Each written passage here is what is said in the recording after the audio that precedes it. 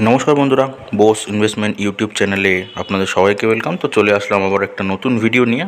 আজকে আপনাদের দেখাবো কিছু আনকমন স্টকস। ঠিক আছে, আনকমন স্টকস বলতে মানে যেগুলো মোটামুটি অত আর কি নাম শোনা যায় না, ঠিক আছে, যেগুলো মোটামুটি নিয়ে অত ডিসকাশন বা আলোচনা হয় না, সেরকম কিছু স্টকস দেখাবো। এইবার অনেকে আর কি এরকম স্টক খোঁজেন, ঠিক আছে, অনেকে কমেন্টও করেছেন আমাকে, আগে আমি অনেক কমেন্টও পেয়েছি আনকমন স্টকস নিয়ে।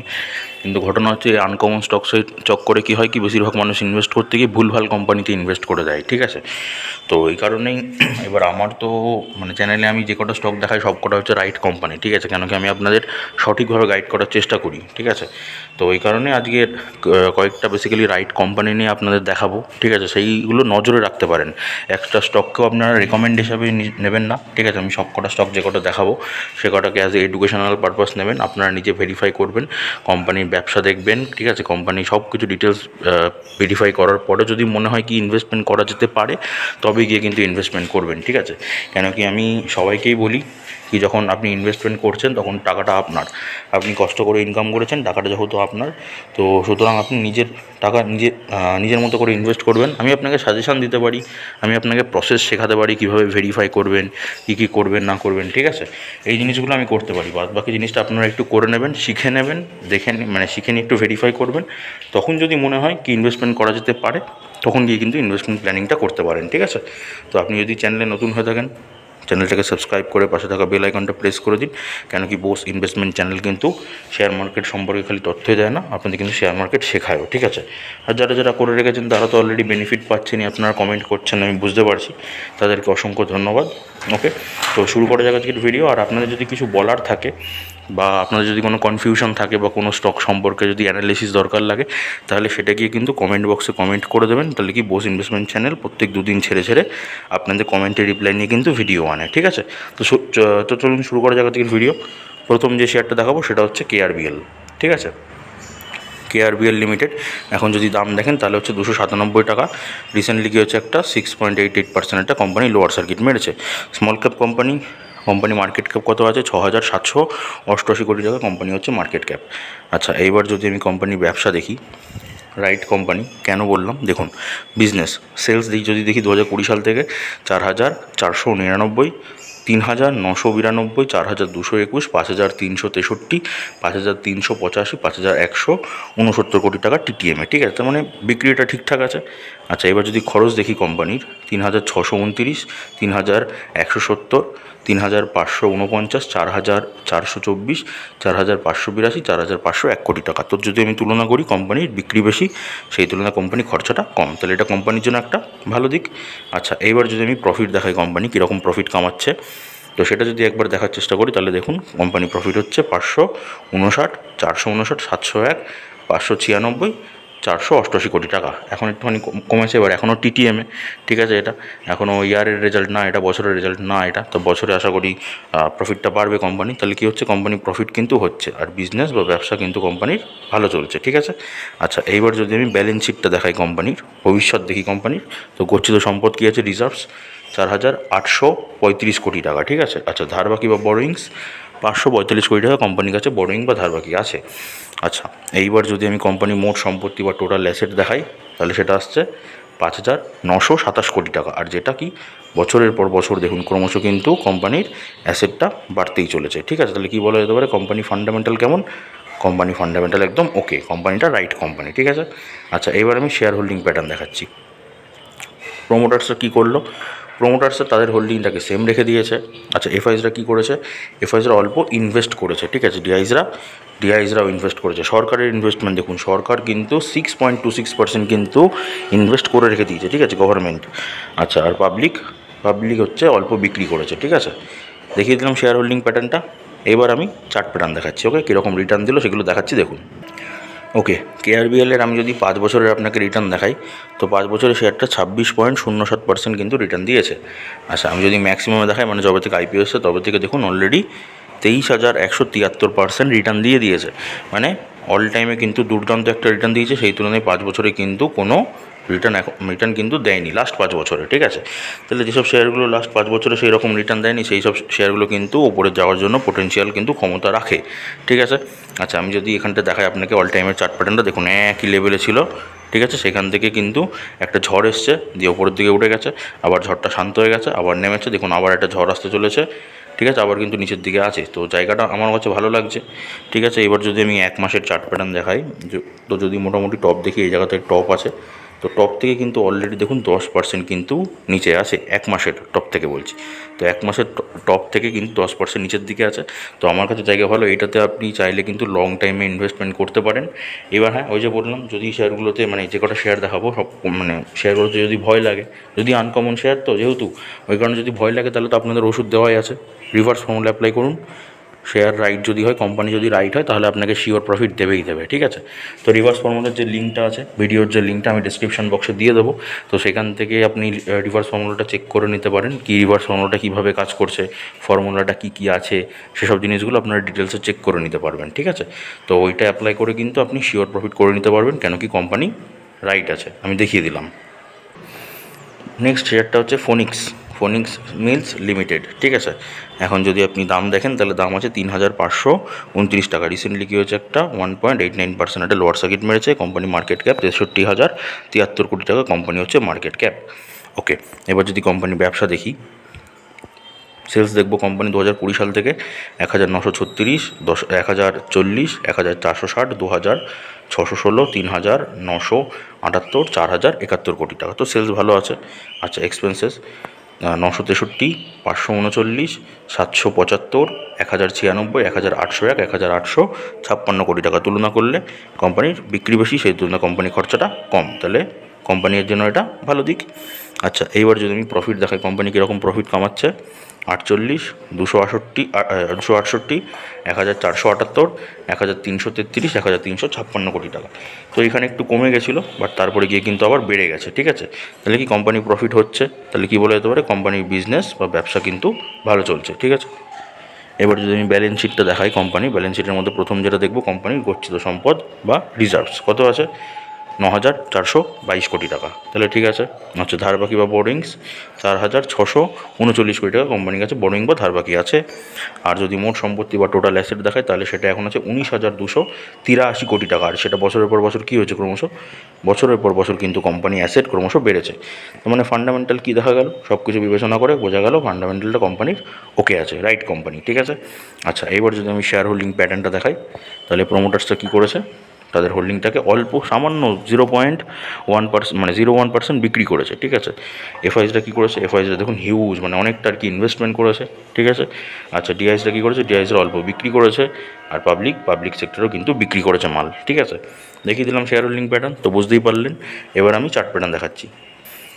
তো ফোনিক্স মিলসের যদি আমি 1 বছরের আর কি রিটার্ন দেখাই, তাহলে 1 বছরের শেয়ারটা 103.57% রিটার্ন দিয়েছে পজিটিভ, তার মানে প্রফিট দিয়েছে। আর শেয়ারটা দেখুন, যদি আমি চার্ট প্যাটার্ন দেখাই, চার্ট প্যাটার্ন দেখে মোটামুটি বুঝতে পারছেন যে যেখানে কিনেছে তাকে কিন্তু 1 বছরে সেরকম মানে ভালোই প্রফিট দিয়ে গেছে, ঠিক আছে। এখন দেখুন রিসেন্টলি হচ্ছে একটু নিচের দিকে নেমেছে। আচ্ছা, আমি যদি 5 বছরের রিটার্ন দেখাই শেয়ারটা, তো 5 বছরে দেখুন 455% কিন্তু রিটার্ন দিয়েছে। আচ্ছা, ম্যাক্সিমাম যদি যবে থেকে আইপিও এসছে তবে থেকে 977% রিটার্ন দিয়ে গেছে, ঠিক আছে। তো দেখুন শেয়ারটা এরকম একই জায়গা থেকে কিন্তু ওপরের দিকে গেছে। এবার এখন হচ্ছে রিসেন্টলি একটু নামার দিকে দেখা যাচ্ছে, নামছে মনে হচ্ছে, ঠিক আছে। এইসব জায়গাগুলোতে ইনভেস্টমেন্ট করলে কিন্তু ভালো হবে। শেয়ারগুলো যেহেতু কোম্পানির বিজনেস ভালো চলছে, শেয়ারগুলো এরকম করতে করতেই কিন্তু আলটিমেটলি ওপরের দিকে যাবে। তো এইসব জায়গাগুলোতে যদি মোটামুটি কিনতে পারেন, তাহলে তো সেটা আপনার জন্য ভালো হবে, ঠিক আছে। তো এবার দেখুন শেয়ারটা কিন্তু লং টাইমের জন্য আপনি ইনভেস্ট করতে পারেন, আপনি চাইলে কিন্তু শর্ট টাইমের জন্যও ইনভেস্ট করতে পারেন, ঠিক আছে। আচ্ছা, আমি যদি 6 মাসের চার্ট প্যাটার্ন খুলি, দেখুন 6 মাসে মোটামুটি এই দেখুন, ঠিক আছে, এই দেখুন, ঠিক আছে। আচ্ছা, আমি যদি ধরে দেখাই মোটামুটি কতটা রিটার্ন দিয়েছে, এই নিচ থেকে জাস্ট একটা ছোটো রিটার্ন দেখাচ্ছি আপনাকে। এই রিটার্নটা যদি দেখাই, তাহলে দেখুন 44%, মানে ওই 45%-এর কাছে কিন্তু রিটার্ন দিয়েছে মে থেকে জুলাই মাসের মধ্যে, ঠিক আছে। তাহলে বুঝতেই পারছেন শর্ট টাইমেও কিন্তু শেয়ারটা থেকে প্রফিট হবে। আর লং টাইমে কেন বললাম, কেন কি লাস্ট 5 বছরে কিন্তু সেরকম রিটার্ন দেয়নি, সেই তুলনায় কিন্তু অল টাইমে হচ্ছে অনেকটা রিটার্ন দিয়ে দিয়েছে, ঠিক আছে। তাহলে অল টাইমে বেশি রিটার্ন, 5 বছরে সেই তুলনায় রিটার্ন নেই সেরকম, তাহলে কি লং টাইমের জন্য আপনাকে দিতে পারে। এবার যদি আমি জায়গার কথা বলি, 1 মাসের আমি চার্ট প্যাটার্ন খুললাম, 1 মাসের মোটামুটি টপ দেখবো। এই জায়গাটা মোটামুটি টপ ছিল 1 মাসে, তো 1 মাসের টপ থেকে অলরেডি কিন্তু 14%-এর কাছাকাছি কিন্তু শেয়ারটা নিচে নেমেছে, কারেকশান হয়েছে। তাহলে কি জায়গাটা আমার কাছে ভালো আছে। এবার আপনি নিজে বিবেচনা করবেন, যদি কোম্পানির ব্যবসা ভালো লাগে, কোম্পানির ওপর যদি বিশ্বাস রাখতে পারেন, তাহলে কি কিন্তু একটা ইনভেস্টমেন্ট প্ল্যানিং করতে পারেন, আদারওয়াইজ করবেন না। ঠিক আছে, আমি বারবার বলছি, কোম্পানির ওপর যদি ভরসা না করতে পারেন, খালি আমার ভিডিও দেখে যে ইনভেস্ট করতে হবে, এটা কিন্তু কোনো দিনই করবেন না। নেক্সট শেয়ার হচ্ছে বন্ধুরা সেন্ট্রাল ব্যাঙ্ক অফ ইন্ডিয়া। ঠিক আছে, এটাও কিন্তু ছোটো শেয়ার, কিন্তু শেয়ারটা ভালো শেয়ার, ব্যবসা ভালো চলছে কোম্পানির যদি আমি এখন দাম দেখি তাহলে হচ্ছে 63 টাকা 70 পয়সা। রিসেন্টলি কী হয়েছে, একটা 0.19% upper circuit. Company market cap কত, 55,189 কোটি টাকা, 289 কোটি টাকা কোম্পানি হচ্ছে মার্কেট ক্যাপ। এবার কোম্পানি ব্যবসা দেখবো। ঠিক আছে, প্রফিট লস সেকশানে গেলাম, ওইখানে কি কোম্পানির রেভিনিউ দেখবো 2020 সাল থেকে 23,676, 22,830, 22,903, 25,657, 30,849, 31,957 কোটি টাকা। ঠিক আছে, তাহলে কি সেলস কোম্পানির বাড়ছে, রেভিনিউ বাড়ছে। আচ্ছা, খরচা 12,135, 12,419, 10,477, 12,778, 13,099, 14,391 কোটি টাকা। তো তুলনা করলাম, কোম্পানি বিক্রি বেশি, সেই তুলনায় কোম্পানি খরচাটা কম, এটা কোম্পানির জন্য ভালোই দিক। আচ্ছা, এইবার যদি আমি কোম্পানির নেট প্রফিট দেখি, ঠিক আছে, তাহলে নেট প্রফিটটা যদি দেখি তাহলে বুঝতে পারবো কত হয়েছে। এইখানে কিন্তু কোম্পানি একটা লস ছিল, সেখান থেকে রিকভার করে কোম্পানি প্রফিট তুললো 1,083 কোটি, সেখান থেকে 1,688 কোটি, 2,677 কোটি, আর এখন 3,123 কোটি টাকা। তাহলে কী হচ্ছে, কোম্পানি প্রফিট কী হচ্ছে, ক্রমশ বছরের পর বছর কিন্তু ক্রমশ বেড়েছে। তাহলে কী বলা যেতে পারে, কোম্পানির বিজনেস বা ব্যবসা কিন্তু ভালোই চলছে। আচ্ছা, এবার যদি ভবিষ্যৎ দেখি, কোম্পানির রিজার্ভস কী আছে কোম্পানির কাছে, 23,693 কোটি টাকা কোম্পানির কাছে রিজার্ভস আছে। আর ব্যাঙ্কিং সেক্টর ধার বাকি বা বরোয়িংস বেশি হবে, সেটা স্বাভাবিক। কত আছে এখন, 4,05,554 কোটি টাকা। ঠিক আছে, কিন্তু এই তুলনায় দেখুন কোম্পানির টোটাল অ্যাসেট বা মোট সম্পত্তিটা কিন্তু অনেক বেশি। ঠিক আছে, কত হচ্ছে, 4,47,772 কোটি টাকা। তাহলে বড়োইংয়ের থেকে বেশি আছে এটা, তাহলে এটা ভালো দিক। আর যেটা দেখুন বছরের পর বছর কী হয়েছে, অ্যাসেটটা ক্রমশ বছরের পর বছর কিন্তু অ্যাসেটটা বেড়েছে। তার মানে কী বলা যেতে পারে, কোম্পানি সব কিছু বিচার করে ফান্ডামেন্টাল কেমন, ওকে কোম্পানিটা একদম রাইট। শেয়ার হোল্ডিং প্যাটার্ন দেখব, প্রোমোটার্সরা কী করলো, প্রোমোটার্সরা কিন্তু তাদের হোল্ডিংটাকে একই রেখে দিয়েছে। এফআইসরা কি অল্প পরিমাণে বিক্রি করেছে, ডিআইসরা সেই পরিমাণটা কিনে নিয়েছে। ঠিক আছে, আর পাবলিক সেক্টর সেটাকে সেম রেখে দিয়েছে, কিছুই করেনি। এবার দেখুন প্রোমোটারদের কাছে হচ্ছে 93%। এবার আরবিআই একটা গাইডলাইন্স অনুযায়ী প্রোমোটারদের কাছে কিন্তু মানে হাইয়েস্ট আর কি, ম্যাক্সিমাম আর কি 75% আর কি হোল্ডিং থাকতে পারে। ঠিক আছে, তার মানে মোটামুটি এটা যখন বিক্রি হবে, যখন ব্লক ডিল হবে, তাহলে ব্লক ডিল হলে কিন্তু মোটামুটি এফআইসরা ডিআইসরা বা যাই হোক বড় প্লেয়ার যারা আছে ওরা কিন্তু ইনভেস্ট করবে, তখন কিন্তু ওরা কিনবে ব্লক ডিল যখন হবে। তো যখন ওদের হাতে যখন শেয়ারটা যাবে, তখন কিন্তু শেয়ারটা কিন্তু ওপর নিচ করতে পারে, তখন কিন্তু সেই জায়গাটা দিয়ে আপনি কিন্তু প্রফিট কামাতে পারেন। ঠিক আছে, মোটামুটি বলে দিলাম। এবার আমি আপনাদের রিটার্ন দেখাচ্ছি। তো সেন্ট্রাল ব্যাঙ্কের যদি আমি 5 বছরের রিটার্ন দেখাই, তাহলে 5 বছরে দেখুন শেয়ারটা 262% রিটার্ন দিয়েছে। আচ্ছা, আর যদি ম্যাক্সিমামে দেখি, ম্যাক্সিমামে কিন্তু সেরকম কোনো রিটার্ন নেই এখনও অবধি। ঠিক আছে, এবার রাইট কোম্পানি দেখুন, নিচে নেমে ওপরে, নিচে নেমে ওপরে, এরকমই হবে। এখন নিচে নেমেছে, ওপরে কিন্তু আস্তে আস্তে উঠবে, যখন হচ্ছে ওই যে বললাম ব্লক ডিল হবে, যখন বড় প্লেয়াররা এন্ট্রি নেবে, তখন কিন্তু শেয়ারটা ওপরের দিকে যাবে। ঠিক আছে, এবার দেখুন কোম্পানি সবসময় কিন্তু বিজনেসের ওপরে ফোকাস করবেন, নাকি চার্ট প্যাটার্ন বা নাকি রিটার্ন।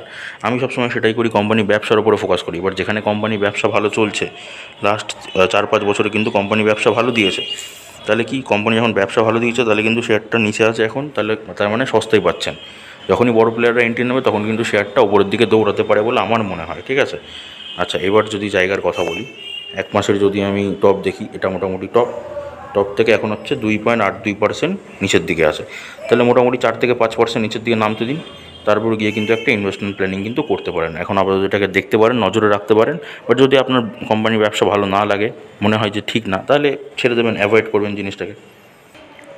জুতোর কোম্পানি রিল্যাক্সো ফুটওয়্যার্স। ঠিক আছে, তো এখন যদি আমি দাম দেখি, তাহলে দাম আছে কত, 850 টাকা। রিসেন্টলি কি হচ্ছে, একটা 2.11% একটা লোয়ার সার্কিট, মার্কেট ক্যাপ 21,168 কোটি টাকা কোম্পানির মার্কেট ক্যাপ। আচ্ছা, এবার যদি কোম্পানির আমি বিক্রি দেখি, ঠিক আছে, 2020 সাল থেকে বিক্রি যদি দেখি, 2,410 কোটি, 2,359 কোটি, 2,653, 2,783, 2,914, 2,923 কোটি টাকা। তার মানে কি বছরের পর বছর বাড়ছে কোম্পানি বিক্রি।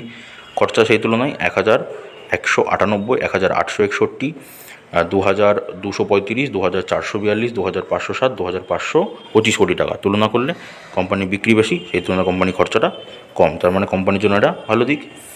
এবার আমি কোম্পানি প্রফিট দেখব, কীরকম প্রফিট কামাচ্ছে কোম্পানি। 292, 233, 154, 200, এখানে 189 কোটি টাকা। তার মানে এখন টিটিএম একটু কমেছে আগের বছরের তুলনায়, কিন্তু এখনও টিটিএমে আছে, এখনও বছরের হিসাব না এটা। তার মানে এখনও বছরে কোম্পানি ভালো ব্যবসা করছে, জুতোর কোম্পানিগুলো, তো এটাও চলবে আমার মতে। তো বছরের হিসাবে আমার মতে এটা ঠিকঠাক রেজাল্ট আছে, মানে টিটিএমে এখনও অবধি। আচ্ছা, এইবার যদি আমি ব্যালেন্স শিট দেখি, কোম্পানির রিজার্ভস যদি দেখি 1976 কোটি টাকা, ধার বাকি বা বরোয়িংস মাত্র 205 কোটি টাকা। তাহলে ঠিক আছে, ভালো আছে রাইট কোম্পানি এখনও অবধি। টোটাল অ্যাসেট বা মোট সম্পত্তি 2714 কোটি টাকা। বছরের পর বছর কী হলো, সেটা কিন্তু বছরের পর বছর অ্যাসেট ক্রমশ বাড়িয়ে গেছে, ঠিক আছে। তার মানে ফান্ডামেন্টাল দিক থেকে কোম্পানিটা কিন্তু ওকে কোম্পানিটা একদম রাইট কোম্পানি। আচ্ছা, এইবার যদি আমি শেয়ার হোল্ডিং প্যাটার্নটা দেখাই, প্রোমোটার্স কী করেছে, তাদের হোল্ডিংটাকে সেম রেখে দিয়েছে। এফআইসরা কী করেছে, ফরেন ইনভেস্টার, তারা অল্প ইনভেস্ট করেছে। ডিআইসরা কী করেছে, দেশীয় ইনভেস্টার, ডোমেস্টিক ইনভেস্টার, ওরাও অল্প ইনভেস্ট করেছে। পাবলিক হচ্ছে অল্প সেল করেছে, বিক্রি করেছে, ঠিক আছে, দেখিয়ে দিলাম। এবার আমি চার্ট প্যাটার্ন দেখাচ্ছি। তো রিল্যাক্সও যদি আমি 1 বছরের আর কি রিটার্ন দেখি, তাহলে 1 বছরে দেখুন কোনো রিটার্ন নেই, 8% কিন্তু নিচের দিকে আছে, লসে আছে, ঠিক আছে। আচ্ছা, 5 বছরে যদি দেখি, 5 বছরে দেখুন 98% একটা প্রফিট দিয়েছে, আর ম্যাক্সিমামে 5890% প্রফিট, মানে শেয়ারটা লং টাইমের জন্য ভালো, ঠিক আছে। আচ্ছা, এবার যদি শর্ট টাইমের জন্য দেখুন 6 মাসের চার্ট প্যাটার্ন খুললাম, ঠিক আছে। এই দেখুন একটা ইনকাম, ঠিক আছে, এইখানে একটা ইনকাম, ঠিক আছে, এইখানে একটা ইনকাম। আচ্ছা, যদি ধরে দেখায় মোটামুটি কীরকম ইনকাম করেছে, এই দেখুন ধরে দেখাচ্ছি, মোটামুটি 10.98%, মানে 11% কিন্তু রিটার্ন করেছে জুন থেকে জুলাই মাসের মধ্যে।